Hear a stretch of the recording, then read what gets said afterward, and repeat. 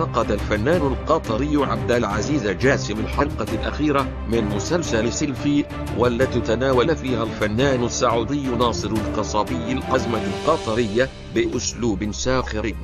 وقال جاسم في فيديو تم تداوله عبر مواقع التواصل الاجتماعي أن الحلقة كانت ضعيفة وما تستحق، وأن ناصر القصابي خسر كثيرا من جمهور الشارع العربي.